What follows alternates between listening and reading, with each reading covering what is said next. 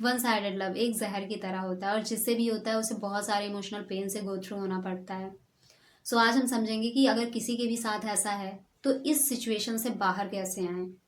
So video को and तक ज़रूर देखिए और अगर वीडियो पसंद आता है तो वीडियो को लाइक करें, कमेंट करें, शेयर करें और हाँ, चैनल को सब्सक्राइब करना एंड बेल आइकन प्रेस करना ना भूलें ताकि ऐसी इन्फॉर्मेटिव वीडियोस आपको मिलती रहे। तो चलिए समझते हैं। Hello everyone, I hope you all are very well and living an easy, effortless, happy, healthy and a wealthy life. One sided love, एक तरफा प्यार।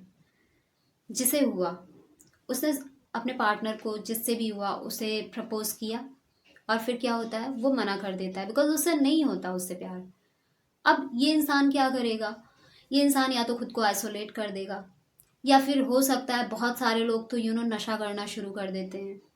बहुत सारे लोग यू नो एकदम डिप्रेशन में चले जाते हैं, खुद को एकदम इतना डिप्रेस कर लेंगे, इतना ज़्यादा सोचेंगे, इतना ज़्यादा हर्ट फील करेंगे कि वो आगे लाइफ में बढ़ना ही नहीं चाहेंगे फिर। मोस्टली ऐसा लोगों में देखा गया है। बट इसका एक ऑपोजिट तरीका भी है जिससे आप इससे बाहर निकल सकते हैं। सी, ये आपकी फीलिंग थी, आपको वो इंसान पसंद आया, आपने अपनी फीलिंग उसके साथ शेयर की, बट इट्स नॉट नेसेसरी कि उससे भी सेम फीलिंग आपके लिए आ रही हो। ये बिल्कुल भी ज़रूरी नहीं है। और अगर उसने मना किया है तो अब आपको यहाँ पर खुद को आइसोलेट नहीं करना है, कोई भी एडिक्शन में नहीं जाना है, खुद को इतना ज़्यादा टॉर्चर नहीं करना है कि आप अपना काम धंधा छोड़कर घर पर बैठ जाएं। बिल्कुल भी नहीं। खुद को अगर हो रहा है बहुत ज़्यादा पेन, क्योंकि होता है, कुछ लोगों को होता है, वो इतनी जल्दी खुद को संभाल नहीं पाते, तो थोड़े टाइम के लिए खुद के साथ टाइम स्पेंड करिए, कहीं घूमने चले जाइए, थोड़ा रिलैक्स होइए और उसके बाद आपको बहुत ही नॉर्मली रहना है उस इंसान के साथ। सपोज आप एक ऑफिस में काम कर रहे हैं या सेम कॉलेज में पढ़ रहे हैं या फिर आपका मिलना जुलना होता रहता है, आप कुछ अच्छे फ्रेंडशिप है आपके बीच में, तो एकदम ऐसे उस इंसान के साथ बिहेव करना है आपको जैसे कुछ हुआ ही नहीं था, आपने कभी भी कुछ कहा ही नहीं था। जस्ट एकदम नॉर्मल हो जाइए, जैसे पहले थे, ये चीज़ें कहने के पहले थे, जस्ट वैसे ही रहना है। और उस इंसान को टाइम देना है समझने के लिए। हो सकता है कि उसे समझ आ जाए और हो सकता है वो सामने से अगर आपको प्रपोज करे, और ये भी हो सकता है कि वो ना करे।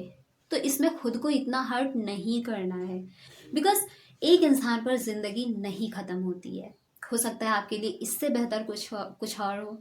सो यहाँ पर आपको ये चीज़ें करनी है। दूसरा, आपको ये समझना बहुत ज़रूरी है, प्यार, रिस्पेक्ट, इम्पोर्टेंस, वैल्यू, ये सब चीज़ें मांगने से, गिड़गिड़ाने से नहीं मिलती। लोग ऐसे सिचुएशन में सामने वाले से बहुत ज़्यादा गिड़गिड़ाते हैं कि मेरे लाइफ में आ जाओ, नहीं आओगी तो मैं ये कर लूँगा, ये कर लूँगी, और फिर बहुत सारे ऐसे इमोशनली ब्लैकमेल करना शुरू कर देते हैं। सो ये कभी नहीं करना है। इससे आप अपने जो वैल्यू आपकी थी उस इंसान की नज़र में, उससे भी गिरा देंगे। सो कभी भी प्यार के लिए, रिस्पेक्ट के लिए, वैल्यू के लिए, इम्पोर्टेंस के लिए किसी के सामने गिड़गिड़ाना नहीं है, क्योंकि ये ऐसी चीज़ें हैं जो कभी मांगने से नहीं मिलती। अगर आप उस लायक हैं तो वो आपको नेचुरली मिलेंगी हर एक इंसान से। सो अपनी वैल्यू बढ़ाइए। और आपकी वैल्यू बढ़ेगी कैसे? जब आप एकदम चिल कूल होकर नॉर्मल हो जाएंगे, ऐसे हो जाएंगे कि सामने वाले को ये फील होना शुरू हो जाए कि अरे, इसे मैंने रिजेक्ट किया था और ये इंसान तो एकदम नॉर्मल है, इसको तो देखकर ऐसा लग रहा है कि इसे याद ही नहीं है कि कुछ हुआ भी था। सामने वाला शॉक्ड होगा। और जब आपकी ये स्ट्रांग पर्सनालिटी उसके सामने आएगी तो धीरे धीरे करके हो सकता है कि उसके भीतर आपके लिए प्यार पनपना शुरू हो जाए।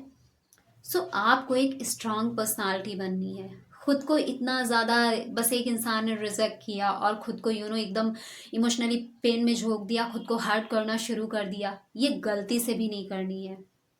सो be normal and behave like nothing happen, और फिर देखिए कि कैसे चीज़ें आपके फेवर में होती हैं।